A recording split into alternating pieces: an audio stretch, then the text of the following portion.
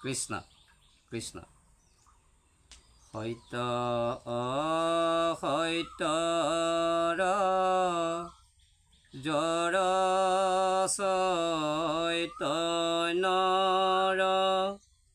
মাজত যিটো প্ৰকাশে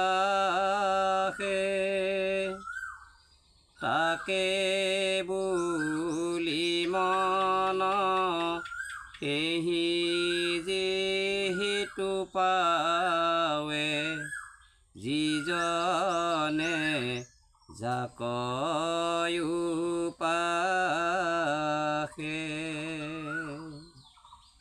কৃষ্ণ।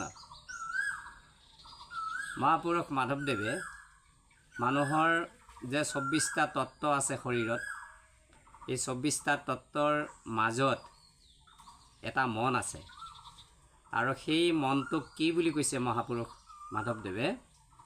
সত্য অসত্যৰ জড় চৈতন্যৰ মাজত যিটো প্ৰকাশে। সত্য মানে হ'ল সঁচা, অসত্য মানে হ'ল মিছা, আৰু জড় মানে হ'ল মৰা বা অচেতন, চৈতন্যৰ মানে হ'ল চেতন থকা বা জাগ্ৰত থকা। তেনেহ'লে আমাৰ মানুহৰ মনটো, এই মনটোক কি বুলি কোৱা হৈছে? ই মৰাও নহয়, জীয়াও নহয়, জাগ্ৰতও নহয়, চেতনো নহয়। আৰু সত্য অসত্য মানে ই হঠাতে থিৰাং কৰিব নোৱাৰে। সঁচা মিছা, ভাল বেয়া, ইটো কৰিম সিটো কৰিম, এই বস্তুটো সিদ্ধান্ত কৰিব নোৱাৰে মনে।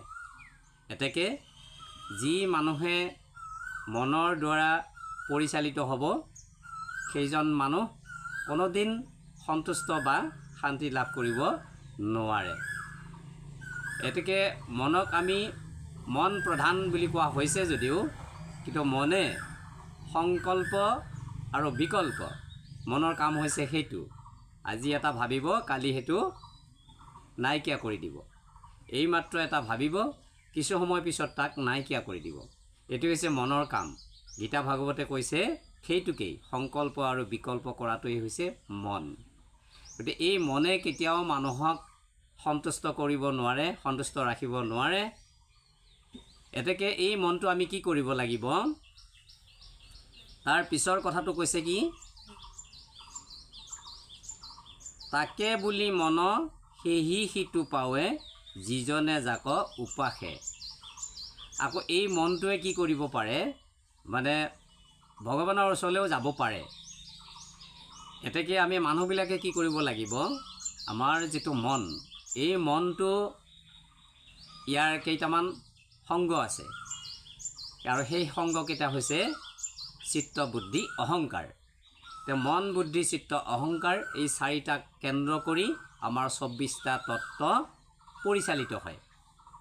গতিকে যি মানুহে মনৰ দ্বাৰা পৰিচালিত হ'ব, তেওঁক সদায় আহুকালে পাব।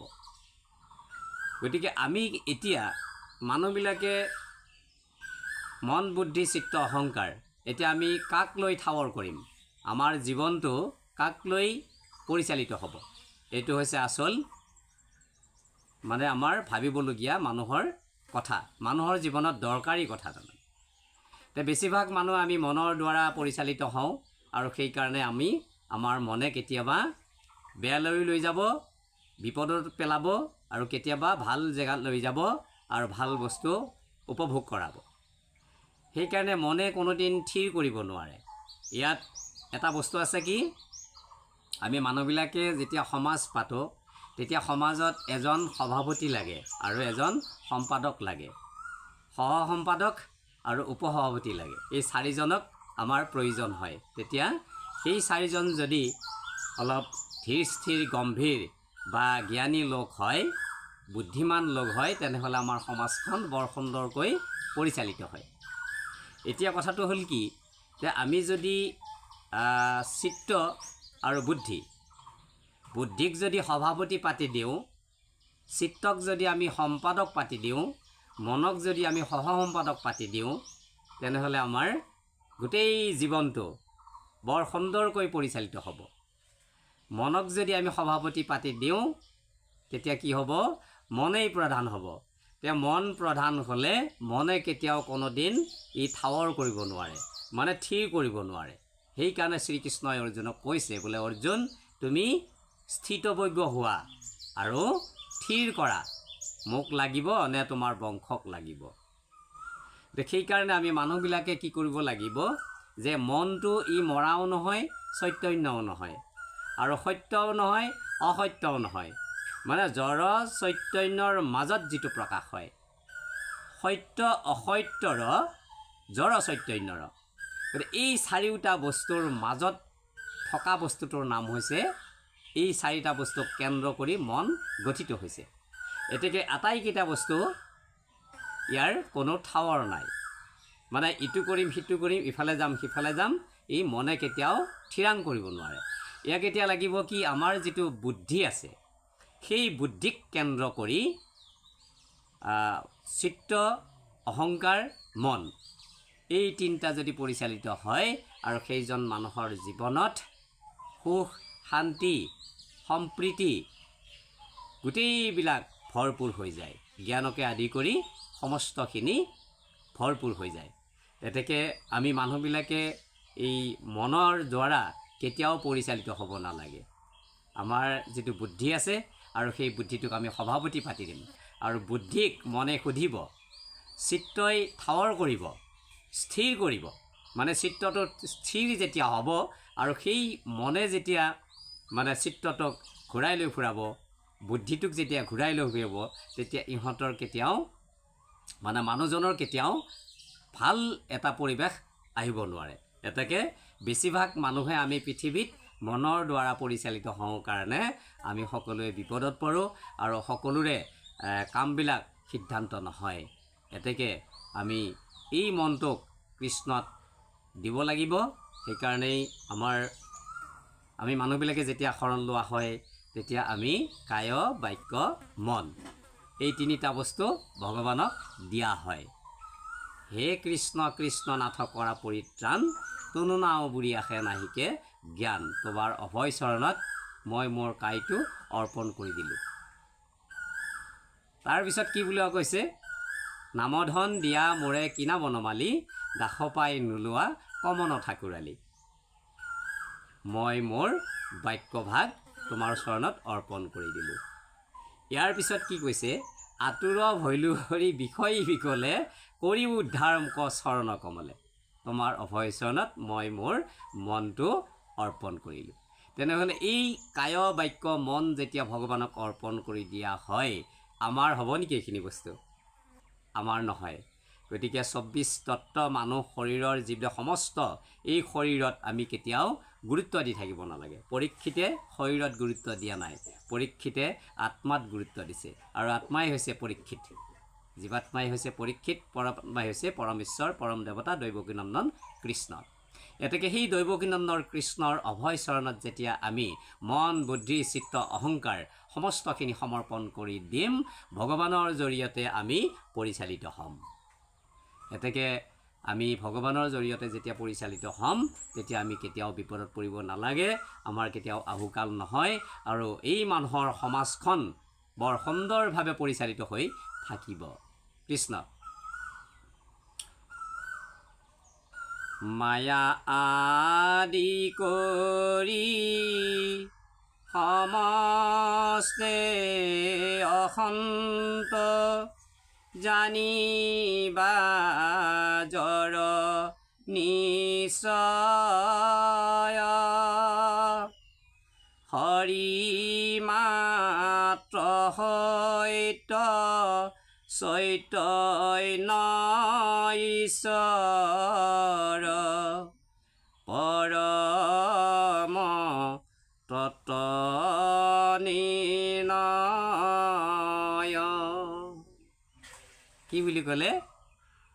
ইয়াত কোৱা হৈছে মায়া আদি কৰি সমস্তে অসন্ত, মানে সন্তুষ্ট নাথাকে। সন্তুষ্ট নথকাটোৱে হৈছে অসন্ত, মানে শান্ত থাকিব নোৱাৰে। তেনেহ'লে আমি মনক যদি ইটো লাগে সিটো লাগে, ইফালে যাওঁ সিফালে যাওঁ, ইটো কৰিম সিটো কৰিম, সংকল্প বিকল্প এইবিলাক যদি কৰি থকা হয়, মনেৰে ভবা কথাটো সংকল্প, আৰু সেইটো বিকল্প হৈ যায়। বিকল্প মানে কৰিব নোৱাৰোঁ আমি, মানে মনে কেতিয়াও কৰিব নোৱাৰে, ভাবিবহে পাৰে কিন্তু কৰিব নোৱাৰে। তে কৰিব কোনে পাৰে? আমাৰ যিটো বুদ্ধি আছে, আৰু সেই বুদ্ধিটো যদি সুবুদ্ধি হৈ যায়, কেতিয়া হ'ব সুবুদ্ধি? কৃষ্ণত অৰ্পণ কৰি পিছত। যদি আমি বুদ্ধিটো কৃষ্ণত অৰ্পণ কৰি দিয়া নহয়, তেনেহ'লে আমাৰ বিষ্ণু বুদ্ধি নহয়। বিষ্ণু মানে কৃষ্ণ, দৈৱকী নন্দন কৃষ্ণ, আন এটা নাম। গতিকে বিষ্ণুক যেতিয়া অৰ্পণ কৰি দিয়া হয় মন বুদ্ধি চিত্ত অহংকাৰ, সেইকাৰণে কৈছে বিষ্ণু বৈষ্ণৱৰ ভেদাভেদ নাই। তেতিয়া মন বুদ্ধি চিত্ত অহংকাৰ পৰম ব্ৰহ্ম কৃষ্ণক বিষ্ণুৰ অভয় চৰণত যেতিয়া অৰ্পণ কৰি দিয়া হয়, তেতিয়া ভকতজন বৈষ্ণৱ হৈ পৰে। মানে বিষ্ণুক চিন্তা কৰাৰ পিছতেই বৈষ্ণৱ হৈ পৰে। গতিকে সেই বৈষ্ণৱী জ্ঞান যেতিয়া আমাৰ আহিব, তেতিয়া সেইজন সম্পূৰ্ণ বৈষ্ণৱ হৈ পৰে। আৰু বৈষ্ণৱৰ লগত ভগৱন্ত সদায় বিৰাজমান হৈ থাকে, কেতিয়াও বৈষ্ণৱক বিপদত পৰিবলৈ নিদিয়ে। এতেকে আমি মানুহবিলাকে এই কথাবিলাক বুজিব লাগিব। মহাপুৰুষ মাধৱদেৱে এই ঘোষাৰ যোগেৰে আমাক বৰ সুন্দৰকৈ বুজিবলৈ দিছে। হৰি মাত্ৰ সত্য চৈতন্য ঈশ্বৰ পৰমতত্ত্ব নিৰ্ণয়। মানে আমি নিৰ্ণয় কৰিব নোৱাৰে, মনে কেতিয়াও নিৰ্ণয় কৰিব নোৱাৰে, ঠাৱৰ কৰিব নোৱাৰে, স্থিৰ কৰিব নোৱাৰে, সিদ্ধান্ত দিব নোৱাৰে। এতেকে যিজন মানুহে মনৰ যোগেৰে পৰিচালিত হ'ব, তেওঁৰ জীৱনত কোনো কথা সিদ্ধান্তত আনিব নোৱাৰে। আমি বুজিব লাগিব এইবিলাক কথা। এতিয়া শাস্ত্ৰসমূহ আমি চালে শুনিলেই নহ'ব, আমি নিশ্চয় তাত্ত্বিক দিশটো অধ্যয়ন কৰিব লাগিব আৰু তাৎপৰ্য আমি মানিব লাগিব। আৰু তেতিয়াহে আমি মানুহবিলাকে সুপৰিচালিত, মানে সুন্দৰকৈ পৰিচালিত সমাজখন বা নিজেও হ'ব পাৰিম। এইটো আমি এই ঘোষাশাস্ত্ৰৰ দ্বাৰাই আমি অকণমান বুজিবলৈ পাইছোঁ। বাসুদেৱ বাসুদেৱ বাসুদেৱ বুলিয়া যিটো সুমৰে, যিটো পুৰুষৰ জানা যমৰাজা, নিষ্ফল মাৰ্জন কৰে। কি বুলি ক'লে? বাসুদেৱ বাসুদেৱ বাসুদেৱ বাসুদেৱ বুলিয়া যিটো সুমৰে, তেওঁৰ কি হয় বুলি কৈছে? যিটো পুৰুষৰ জানা যমৰাজা, নিখল মাৰ্জন কৰে।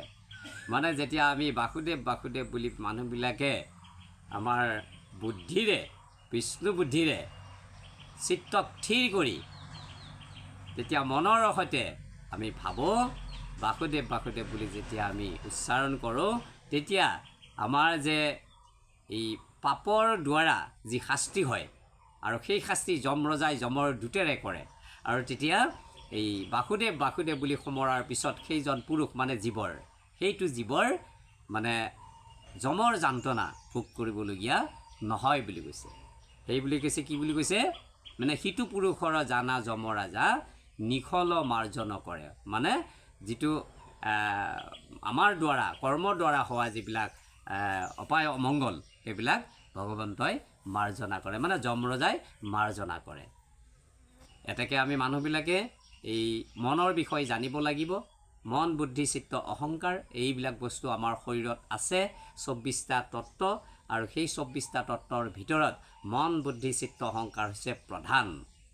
গতিকে এই চাৰিটাৰ ভিতৰত আমি যদি এখন গাড়ীৰ 4টা মানে চকা থাকে, তেনেহ'লে 4টা চকা যদি চাৰিওফালে ঘূৰা আৰম্ভ কৰে, গাড়ীখনৰ অৱস্থা কিবা থাকিব নেকি বাৰু?